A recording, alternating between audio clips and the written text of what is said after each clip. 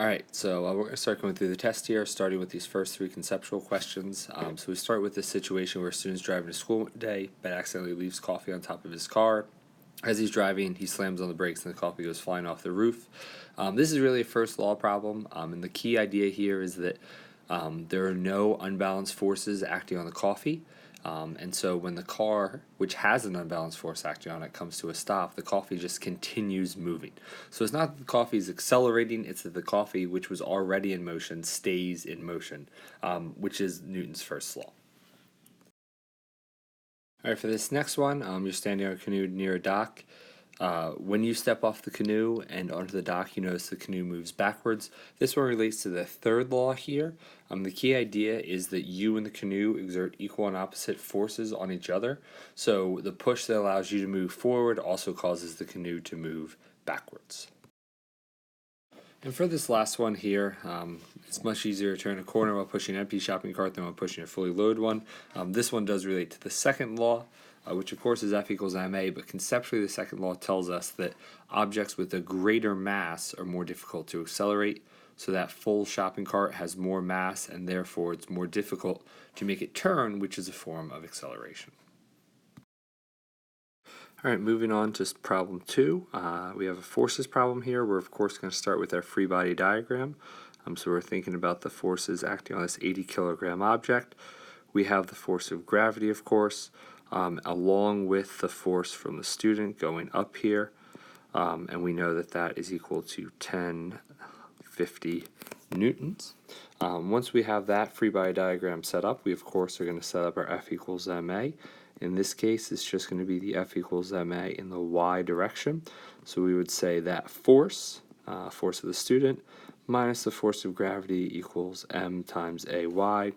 We of course makes the substitution in for the force of gravity, that gravity is just mg, and that comes from our equation for the force of gravity. So we have 1050, which is the force from the student, minus mg is equal to the mass of the object, 80 times a. We can sub in the mass and g, which is 9.8, into that equation there, and what we're left with is 1050 minus 784. That's what Fg is in this case, equals 80a, and so we get 266 equals 80a, which means our acceleration is going to be 3.33 meters per second squared. If you had solved for force of gravity separately, that of course works as well here. Moving on to this next problem, so we have a car, and after a race, a parachute is used to slow down this race car. In addition to friction, we see all the forces acting on the car over here, and we're told a few additional pieces of information. We have the mass of the car is 2450, and more importantly, we know the car does not accelerate vertically during this time. So the first thing I'm going to think about is that force of the parachute that I see is going off at an angle of 25 degrees like that. And so what I'm going to do is I'm going to break that up into its x and y components. Okay, we always want to do that whenever we have an angled force. So the x component is going to be going to the left like that. The y component is going to be going straight up like that. And I know that this x component is going to be Fp cosine of 25, cosine because this is the adjacent side of my triangle, so it goes along with cosine. The y component is going to be Fp sine of 25 because this is the opposite side. So I'm going to actually go ahead and set up my may first here. And the reason is because I know the acceleration in the y direction. It does not accelerate vertically. I don't know the acceleration in the x direction necessarily, but I do know the y, so I'm going to start with that. And so I'm going to say the sum of my forces in the y direction equals m times ay. So what forces do I have? I have the force of the ground, this 18,000 here, minus the force of Earth, and then plus just the y component of that parachute, so Fp sine of 25, and that's going to be equal to my mass times my acceleration. So I can sub in the things that I know. The force from the ground is 18,000, minus the force from Earth, which is 24,000, plus FP sine of 25. And that's just going to be equal to my mass, which I do know, but the acceleration is 0. So that means that this entire side just goes away. And so what I'm really left with is 18,000 minus 24,000. That's negative 6,000 plus FP sine of 25 equals 0. So that tells me that 6,000 is equal to FP sine of 25. Just moving that over to the other side. I divide by the sine of 25, both sides that is, because that's really just a number, okay? And I end up getting that the force from the parachute here is going to be equal to 14,197 newtons. Depending on how you rounded, you might have gotten a slightly different answer. All right. Once we have that, we can go ahead and set up our forces in the x direction. And that's going to allow us to find the horizontal acceleration of the object in the x direction. So I start with negative FF, negative because it's going to the left. So that's going to be this force up here. And then I also have this x component of that force from the parachute. So I'm going to say minus FP cosine 25 equals MA. Once again, we're going to fill in what we know. So FF is 17,000 minus, I just found that pulling force, okay, or that force from the parachute, I'm sorry, up here, 14,197. So I can plug that in there. So I have minus 14,197 times cosine of 25 equals my mass, which is 2,450 times A. So I get negative 17,000 minus 12,867. That's what that x component ends up being. So my total, my overall acceleration then, when I combine these two and get negative 29,867 and divide by that 2450, I find that my acceleration here becomes 12.2 meters per second squared. It would be negative based off of my sign conventions, which just means it's going to the left in the direction of those two forces. Moving on to this next one, with these Mr. Greer and his moon shoes, we're going to start, of course, with a free body diagram. There's Mr. Greer. We know he has a mass of 50 kilograms, and the forces acting on him, we have gravity going down, of course. And then we have these shoes, which have a spring on the bottom of them with a spring constant of 4,000 newtons. So we're going to have a spring force going up actually supporting him. And since there's two shoes, there's going to be two spring forces. All right. I end up with an acceleration here as well. We're told that that is 2 meters per second squared. And we're also told that it's upward, so that means we have an upward acceleration here of 2. And that's going to come into play when we set up our F equals ma.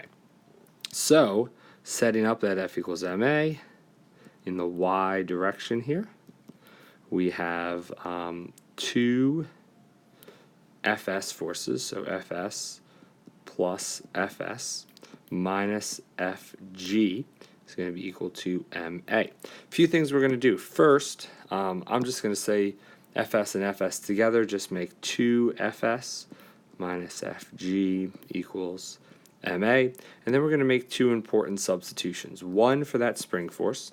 So I know that the spring forces, each one is kx.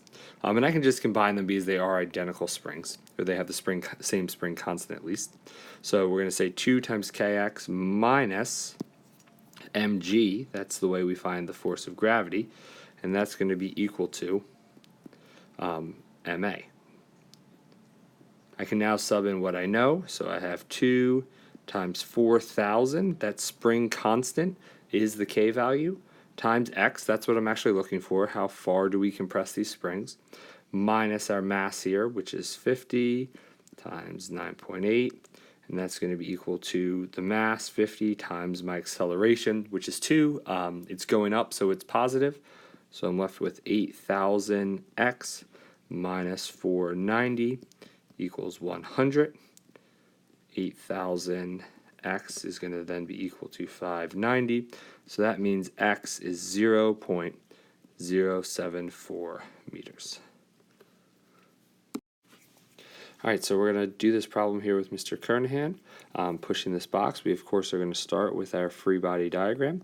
So there's my 20 kilogram box. We know we have the force of gravity going down on it.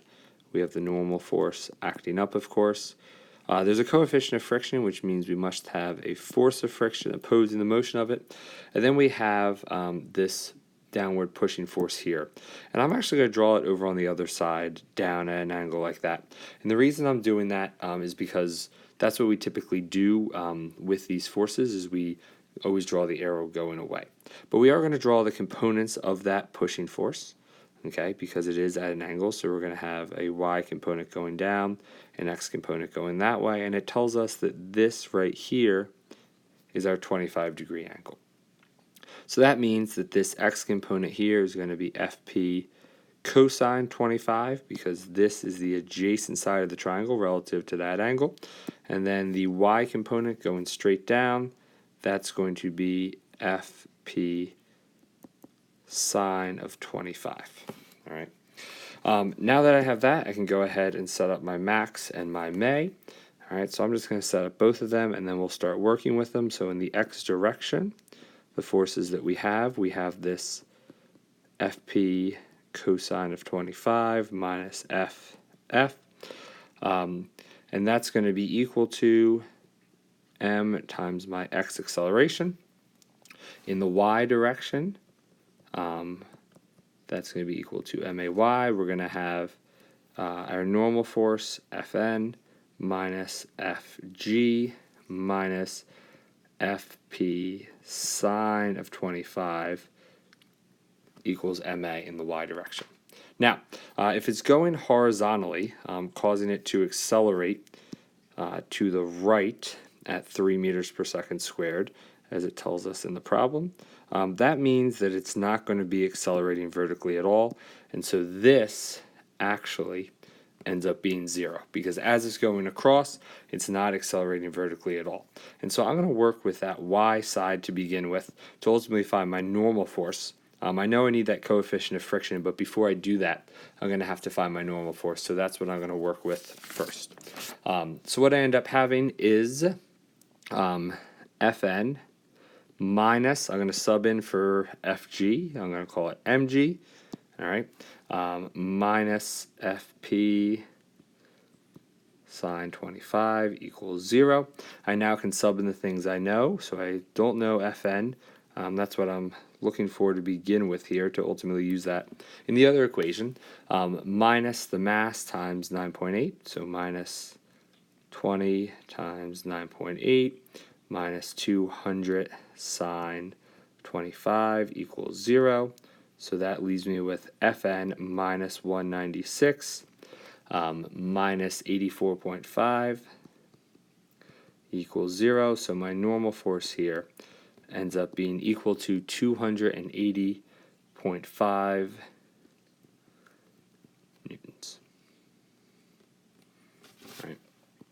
Once I have that, I'm going to go back to my x side here.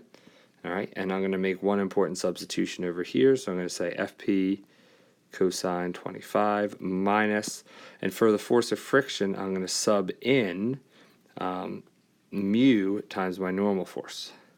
Conveniently, I just found that normal force, and so that's going to be helpful here, and that's going to be equal to ma. I'm now going to sub in all the things I know, so this ends up being 200 cosine of 25 minus mu times 280.5 equals 20 times 3. It's getting a little bit messy here, but what we end up getting is 181.2 minus mu times 280.5 is equal to 60. Subtracting that 181.2, I end up with negative mu times 280.5 is equal to negative 121.2. And so when I divide and solve for mu, I get a coefficient of friction here of 0.43. All right, moving on to this problem here with Mr. Bruno going down a ramp on a scooter. We are going to, of course, start once again with our free body diagram showing all the forces acting on him. So we have the force of gravity going straight down. We have the normal force going perpendicular to the surface here, and we're told that this is a frictionless ramp, so we don't have to worry about friction.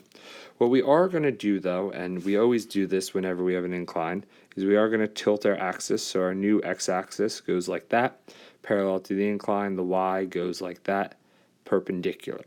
And so the normal force is fine, but gravity we need to break into its x and y components like that. What always ends up happening is this angle, which is 16 degrees, the angle of the ramp, always ends up being the same as the upper angle in this triangle here. So that means that this x component here, since this is the opposite side, that x component is going to end up being FG sine of 16, and this y component is going to end up being FG cosine 16. What I'm ultimately looking for is, well, I want to find my velocity at the end, how fast we're traveling. So I'm going to start by setting out my F equals ma in the x direction to get my acceleration. So we have sum of the forces in the x equals max. The only x force I have is this Fg sine of 16. That's going to be equal to m times ax. I know for Fg I can sub in mg. So mg sine of 16 is equal to max. And while you can cancel out the m's here, we know the mass. So you also can just substitute that in. So it's going to be 70 times 9.8 times sine of 16 is equal to 70a. So we end up with 189.1 equals 70a. So dividing by 70, I get an acceleration here of 2.7 meters per second squared. Once I have that, I can set up my kinematics here to be able to finish this problem off. So I know that my displacement for the ramp is going to be 5.5 meters. I'm told that we start from rest, so that's 0. And my acceleration, which I just found, was 2.7 meters per second squared. Don't know my time, don't care about my time. What I'm really concerned with is this final velocity here. So I can say Vf squared equals Vi squared plus 2a delta x. So Vf squared equals 0 squared plus 2 times 5.5 times 2.7. I actually switched them, but it's all multiplied, so it's the same thing. But the a is the 2.7, the delta x is 5.5. But like I said, since it's all multiplied together, it doesn't actually matter here. So I end up getting that Vf squared is going to be equal to 29.7. And so my final velocity, taking the square root of both sides, is 5.45 meters per second. All right, moving on to this last one, we have Mr. Clay skiing down a hill on Blue Mountain. So we, of course, are going to start once again with our forces. We have Fg going straight down, normal force going perpendicular to our incline. And then here we do have a coefficient of friction. So we must have a force of friction that is opposing Mr. Clay as he skis down the hill. Once again, our axes are tilted just like the last problem, so our new x looks like that. Our new y-axis perpendicular to the incline looks like that. And so we need to find our components of Fg. The angle the hill is sloped at is 14 degrees, which means this is also 14 degrees. And so this x component ends up being Fg sine of 14, because this here is the opposite side. The y component, which is the adjacent side, is going to end up being Fg cosine of 14. Okay, and so now we can go ahead and set up our F equals ma in both the x and the y direction. I'm going to start with the y because I know I need to find that normal force for all of these friction problems, but it's okay to set up both of them right off the bat. So in the y direction, we have Fn minus Fg cosine of 14, and that's going to be equal to m times ay. Well, I know that I'm not accelerating perpendicular to this incline as I slide down it, so that means that my y acceleration here is 0, and so this whole side just goes away, and what I'm left with is Fn minus, and I'm of course going to sub in for Fg, it's just going to be mg, cosine of 14 equals 0. I know some people wanted to cross the mass off at this step, but you can't actually do it yet because this Fn does not have an m term in it. And so what I'm left with is Fn equals mg cosine of 14. Okay. I'm now going to set up my x forces, and that's ultimately going to be used to find that coefficient of friction, but I did need to do that y to get the normal force first. So in the x direction, we're going to have Fg sine of 14 minus our force of friction, Ff, equals m times ax. It tells us here that Mr. Clay is going down at a constant speed. So even though this isn't always 0, in this case the x acceleration also happens to be 0. And so what I'm left with is Fg, which I'm of course going to replace with mg times sine of 14 minus, instead of force of friction, we're going to replace that as well with mu Fn, and that's going to be equal to 0. So we move that mu Fn over, and what I'm left with is mg sine of 14 minus mu Fn, or equals mu Fn. Again, I know a lot of people wanted to cancel out m's here. We still can't quite do that. And you might be thinking, how does all of this work out? We have a lot of unknowns. We could plug in for g, of course, if we really wanted to. And so for both of these equations, we could say Fn is equal to m times 9.8 cosine of 14, which gives me Fn is equal to 9.51 times m, and so that helps us out a little bit. That looks a little bit cleaner than the other one. And for this one, we can say m times 9.8 sine of 14, just subbing in for g, equals mu Fn. And so for this one, we end up getting 2.37 m equals mu times Fn. So we're looking better here, but the key step is to take this Fn and sub it in right there.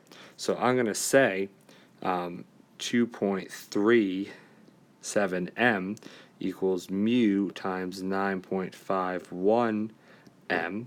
What ends up happening then is these m's divide out, and I'm just left with 2.37 equals 9.51 times mu, and so we can go ahead and solve for mu, and we get a coefficient of friction here of 0.25.